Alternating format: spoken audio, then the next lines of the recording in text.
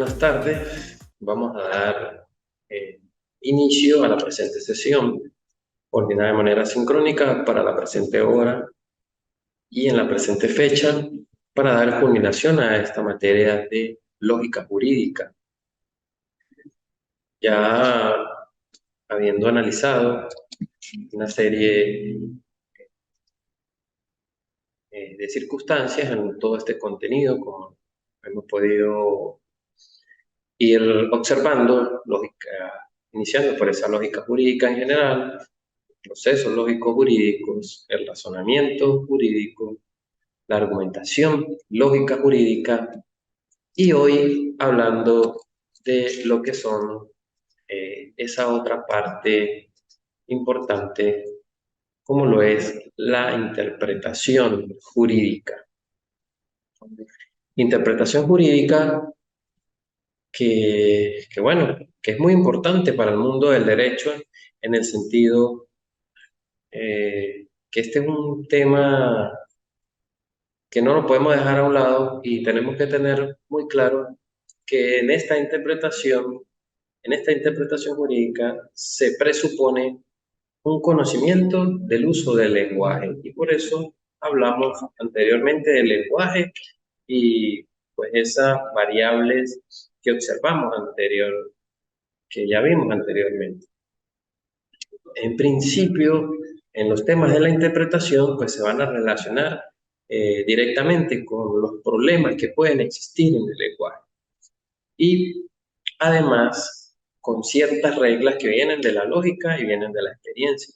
Quiere decir que hay principios que son de orden, que son los de la lógica y principios de experiencia que tienen que ver más con lo que vamos viendo y viviendo o de lo que vamos experimentando en nuestras vidas, sobre el conocimiento como tal. Y algo que es muy importante es ver lo que es la significación clara en un texto, en un texto. Algo que por lo general, según todos los teóricos, no existe, ya que todos los textos por lo general son complejos y porque se dice que todos ellos tienen un contexto, bien sea porque se determinó en una determinada época y el contexto nada más tiene que ver con esa parte del texto en sí en el que se encuentran y pues una norma, por ejemplo, que esté dentro de una ley o una ley que esté dentro de un sistema jurídico y allí vemos un subcontexto, pero allí vamos a conseguir adicionalmente un problema grave, ya que el contexto histórico en el que es emitido cada texto o norma legal, pues es fundamental. Y pues tenemos que tener claro que evidentemente los contextos históricos cambian y, eh, y esos cambian a lo largo de la historia y no siempre es contextualizar un texto de forma clara si no lo llevamos al momento actual y que muchos presupuestos que le dieron su origen o nacimiento ya no son los mismos a los actuales, son completamente distintos a los de hoy en día. Entonces los textos o normas tienen un significado en determinados momentos en que se interpretan, evidentemente.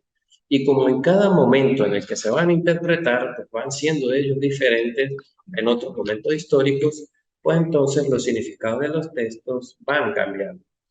Aunque la letra del texto siga intacta. Y pues muchos conceptos que también se van a interpretar en lo que es incluso en el derecho, pues son conceptos que tienen más una carga emocional y menos racional. Y por eso hace de que no sea tan sencillo poder a veces descifrar precisamente qué se quiso decir cuando usamos algunos conceptos. Y sobre todo cuando utilizamos a veces conceptos como por ejemplo la felicidad, lo que es la búsqueda de la felicidad a todos los ciudadanos. Entonces aquí vamos a conseguir ese carácter emotivo y pues no es muy sencillo de que lo entendamos de alguna manera, ya que evidentemente va un tema que es eminentemente emocional y por eso debemos tener claro que los textos en general dan lugar a varios significados y pues este es una de las variables, si se quiere decir, con lo que siempre debemos tener en cuenta y sobre todo en el derecho. Y esto de forma bastante importante, ya que debemos contar de que un texto pueden significar varias cosas y que esas varias cosas incluso pudieran ser a veces contradictorios entre sí.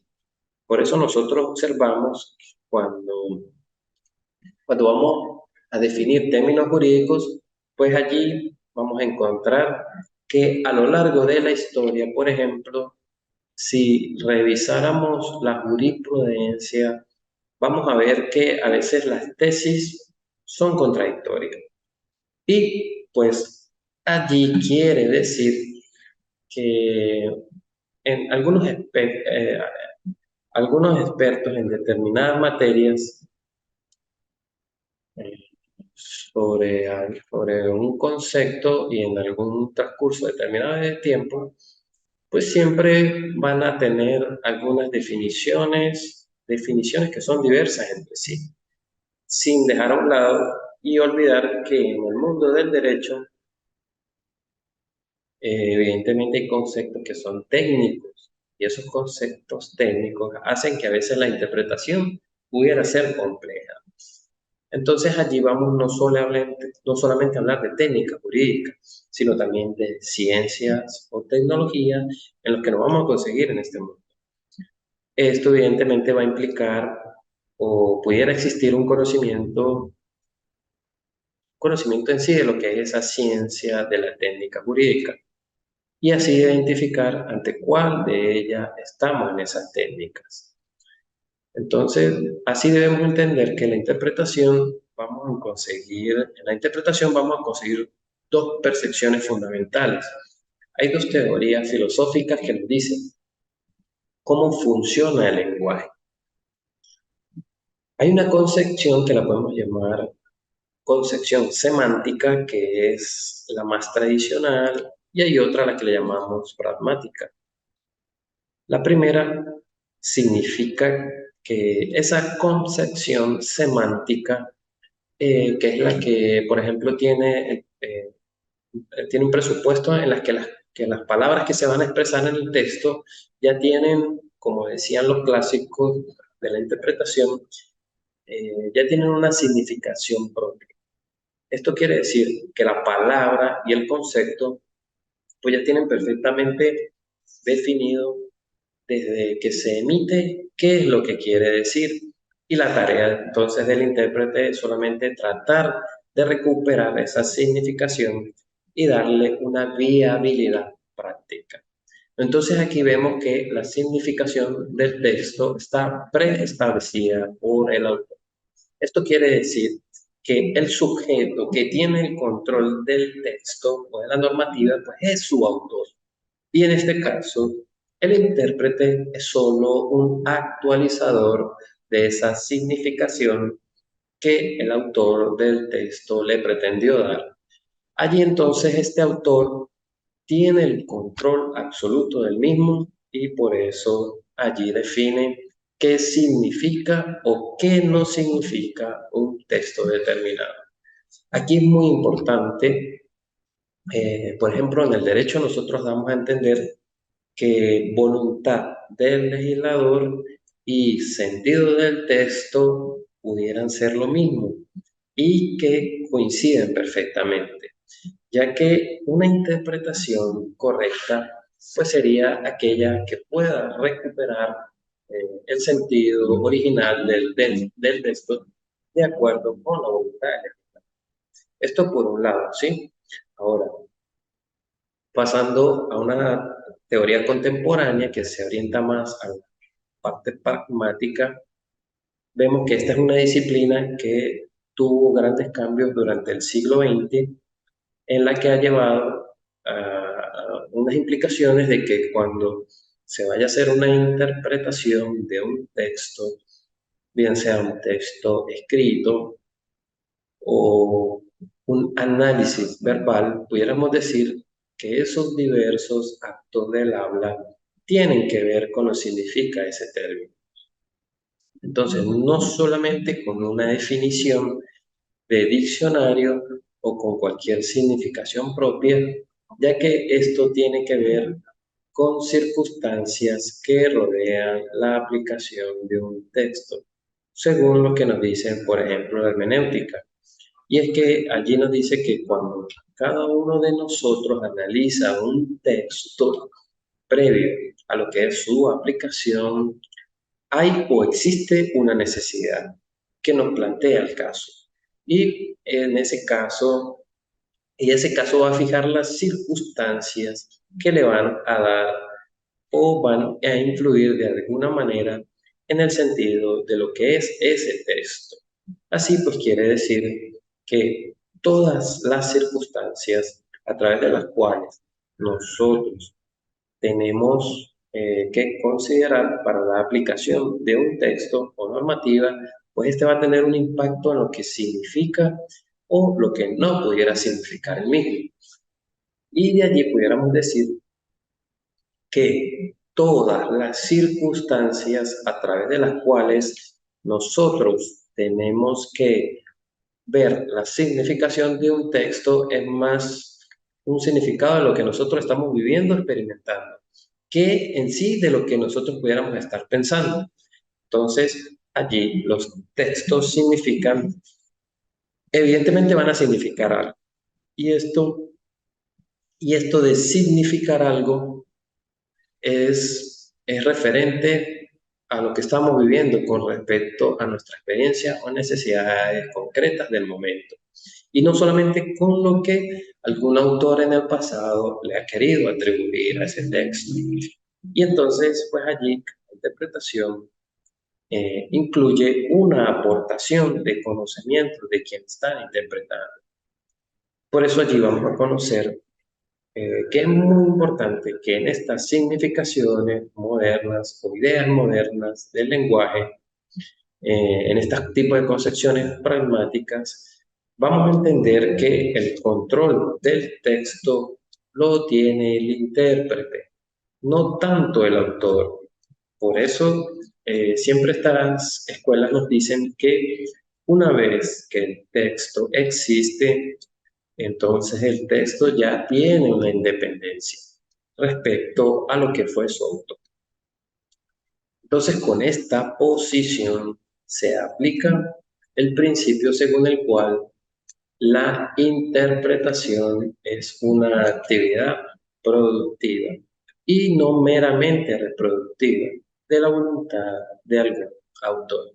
Se trata aquí más de apropiarse del texto en una parte, pero no del texto original, no de todo el texto como lo pudo haber entendido, como lo emitió en determinada época y con determinadas circunstancias, sino más bien llevando ese texto a la realidad actual de lo que se quiso regular y ajustándose a las necesidades concretas de la actualidad y así darle vigencia de la mejor manera a ese texto legal.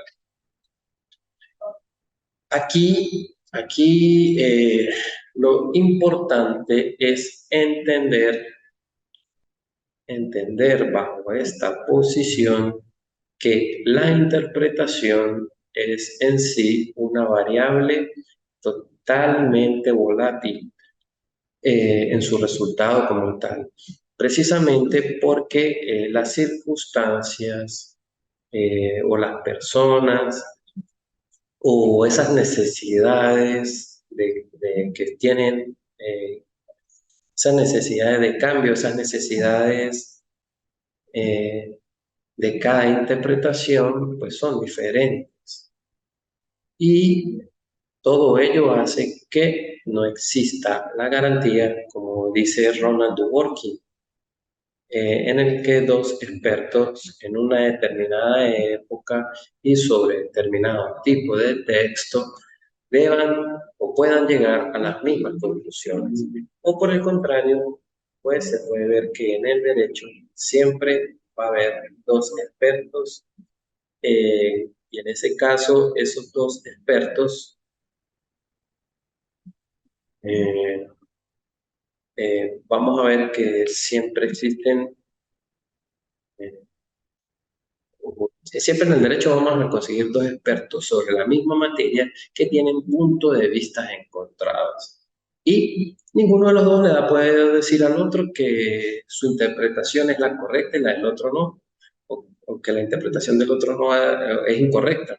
Entonces, a lo más que estos van a llegar es que cualquiera de la interpretación es correcta para cada uno de ellos. Y por eso es al final que existen o deben existir ciertos consensos a los que lleguen grupos colegiados que permitan una unificación de un criterio válido.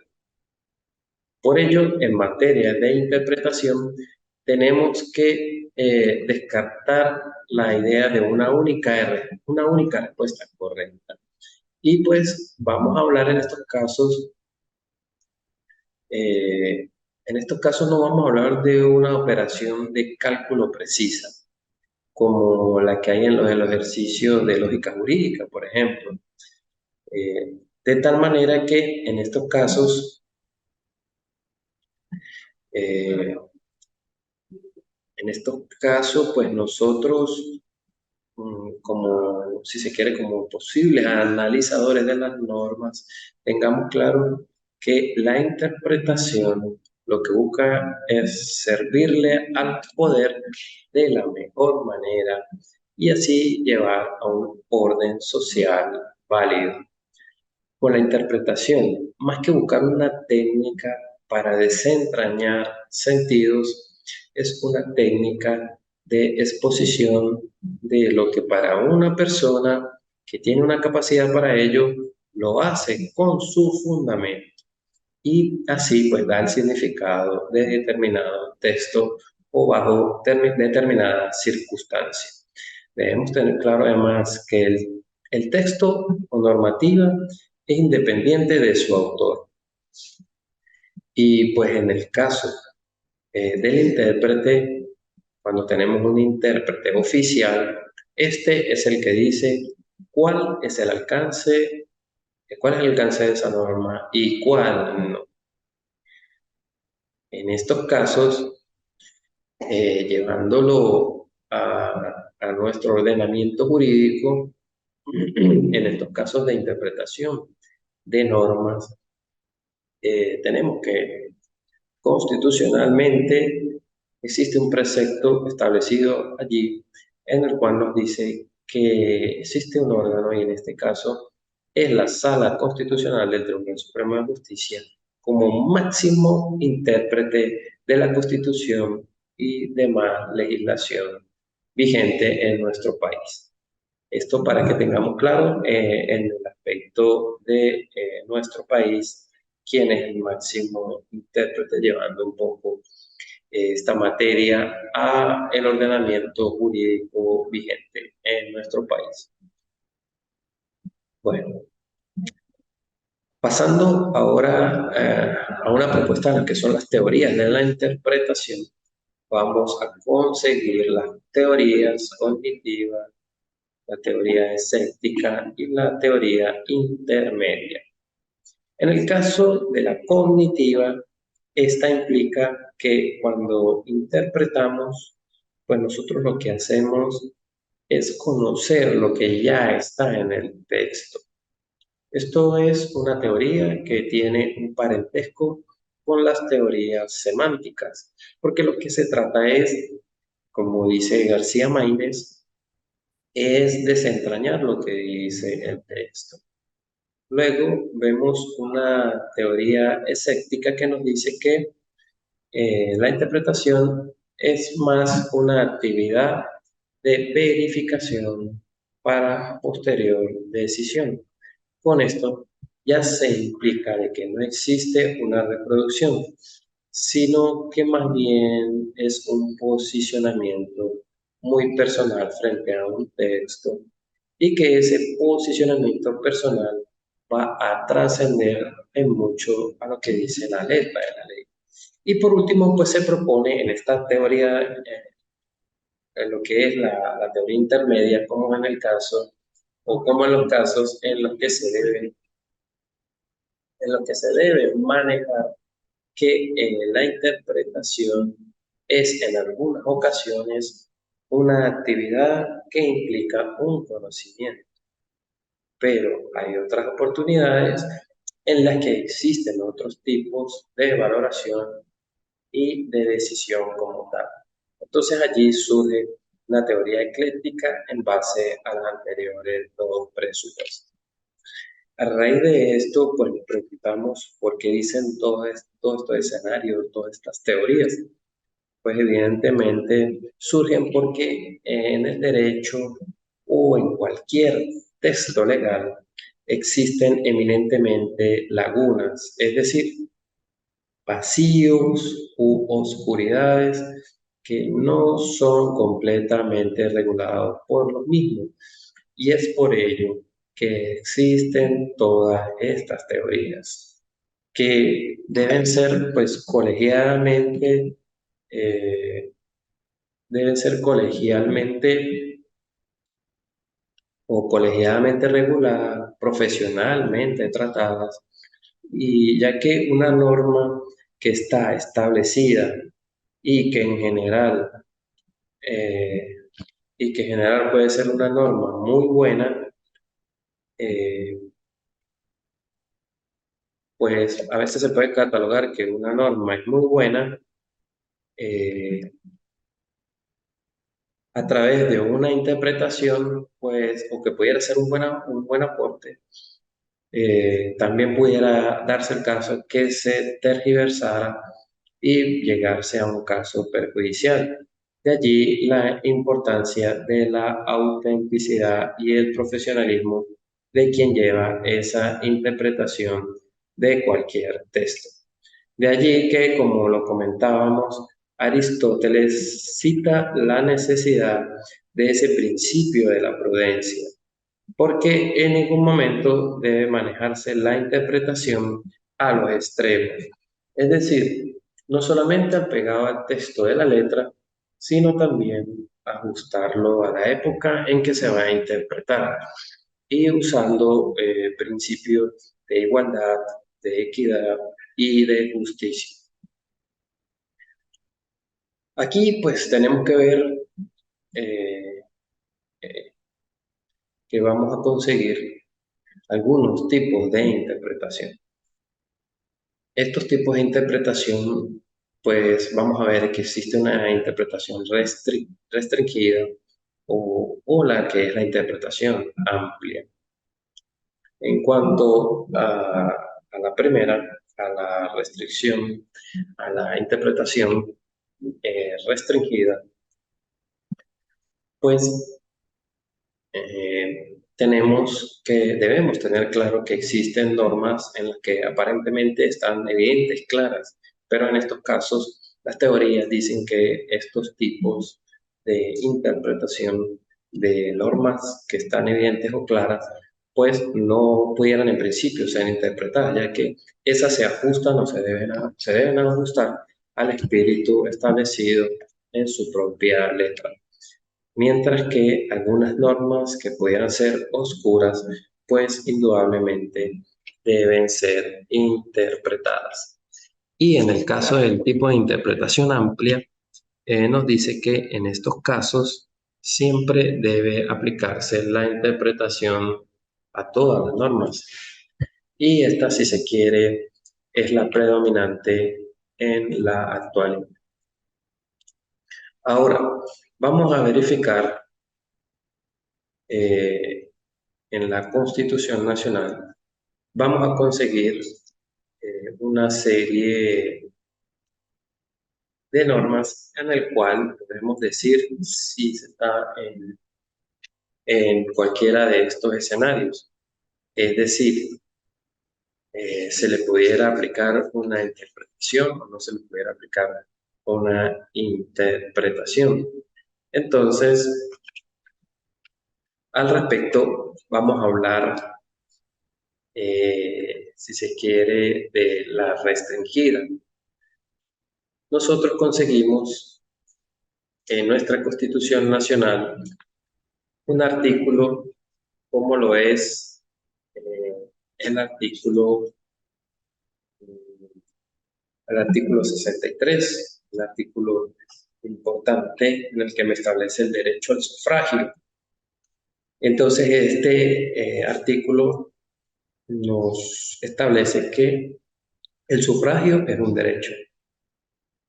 Este se ejercerá mediante votaciones libres, universales, directas y secretas.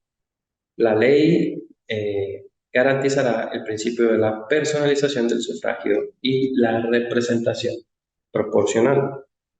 Pero, ¿quiénes pueden ejercer este derecho?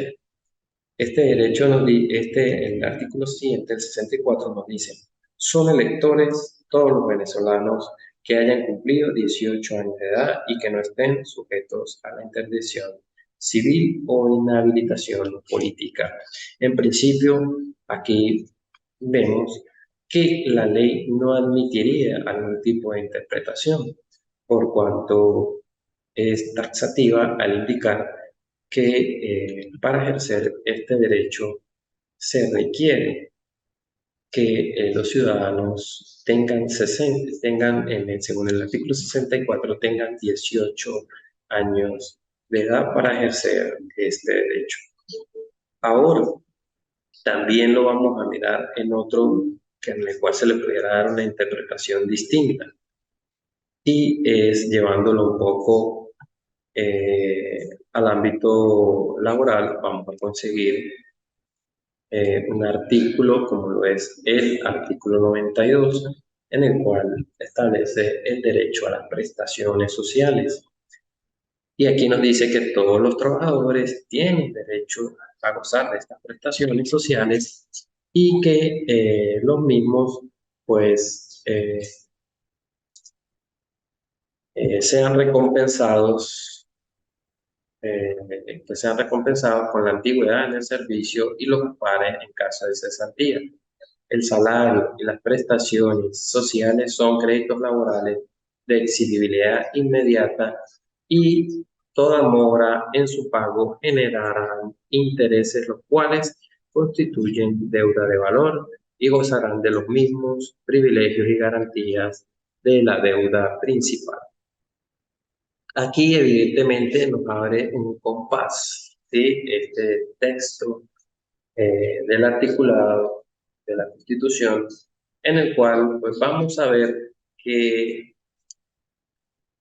allí admiten algunas interpretaciones, es decir, cuándo ingresan en mora, a partir de cuándo ingresan en mora eh,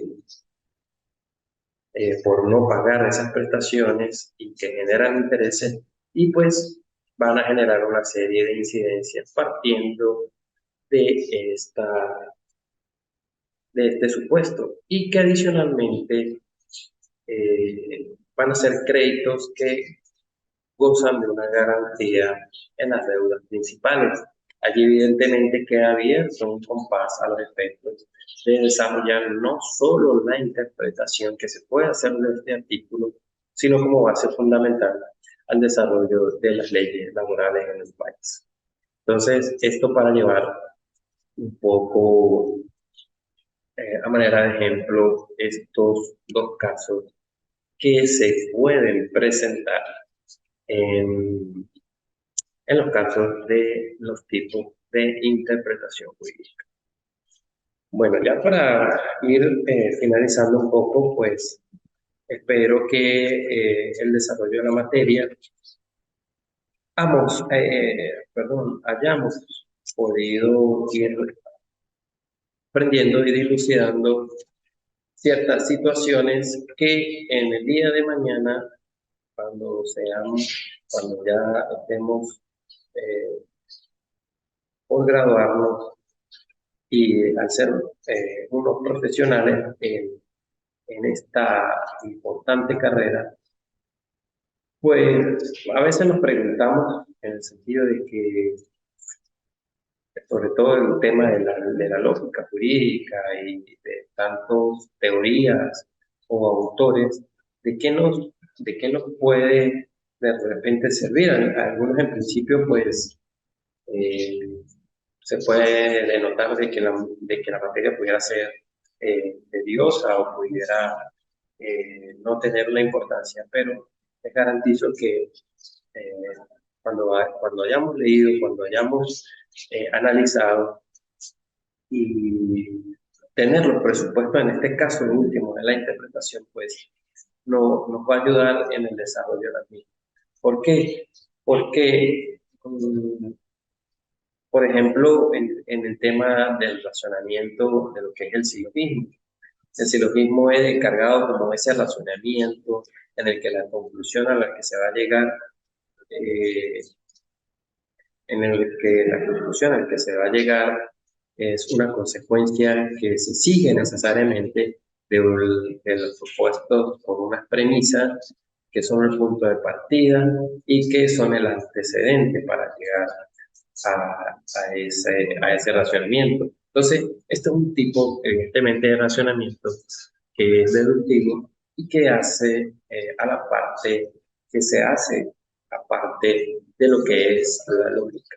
Pero como les he comentado, pues de allí parte también un poco de esa propuesta de lo que pudiera ser una sentencia desde el punto de vista jurídico partiendo de un silogismo. Y entonces vamos a fundamentar en muchas ocasiones de que todos esos autores, tales como lo vimos, como Aristóteles, como Montesquieu, como Rousseau, como Yering, como Ronald Dworkin, como Zagrebelsky, de las antiguas escuelas del derecho, pues sin duda en el día de mañana nos van a servir para la fundamentación en lo que nosotros queremos desarrollar. Por el momento, pues concluyo así la presente materia. Igualmente, estoy a su disposición a través de los medios que ustedes conocen, de la plataforma del GitSip. Cualquier duda o pregunta a través de la mensajería de texto al foro, pues con mucho gusto estaré allí. Por el momento hemos finalizado. Muchas gracias por su atención y siempre para servir. Hasta una próxima oportunidad.